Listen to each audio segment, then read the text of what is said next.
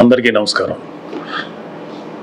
జన సైనికులకి, వీర మహిళలకి, నాయకులకి, ముఖ్యంగా పిఠాపురం జన సైనికులకి, వీర మహిళలకి, అలాగే కూటమిలో ఉన్నటువంటి ప్రతి నాయకుడికి, ప్రతి కార్యకర్తకి నా ధన్యవాదాలు. ముఖ్యంగా ఇవాళ కూటమి విజయానికి చేరువలో ఉంది. వైసీపీ పరాజయం అంచుల్లో ఉంది.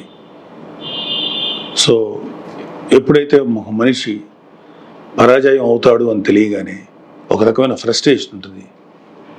ఒక కైండ్ ఆఫ్ వైలెన్స్ చేయడానికి, గొడవలు చేయడానికి సన్నద్ధులు అవుతుంటారు.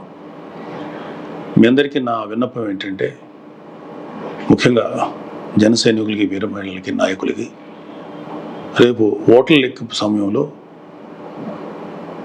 మనం సమయం పాటించి ప్రభుత్వానికి, ఎన్నికల సంఘం వారికి, పోలీసులకి మనం చక్కగా సహకరిద్దాం. అలాగే వైసీపీ వారి యొక్క ఎటువంటి కవింపు చర్యలకి ప్రతిస్పందించద్దు అని చెప్పి మిమ్మల్ని అందరినీ మనస్ఫూర్తిగా కోరుకుంటున్నాను. ఎందుకంటే ఏమీ లేని నాకు ఎగిరెగిరి పడుతుంది, అన్నీ నాకు అణిమణిగా ఉంటుంది అన్నట్టు మనందరం సైలెంట్గానే ఉందాం. కూటమి సభ్యులందరికీ, అలాగే జనసేన కార్యకర్తలకి, వీర మహిళలందరికీ ఒక మనవి: మనం ప్రజాస్వామ్యాన్ని గౌరవిద్దాం. ప్రజాస్వామ్యానికి వ్యతిరేకంగా మనం ఏం చేయొద్దు. పోలీసులకి, ఎన్నికల సంఘానికి సంపూర్ణంగా సహకరిద్దాం.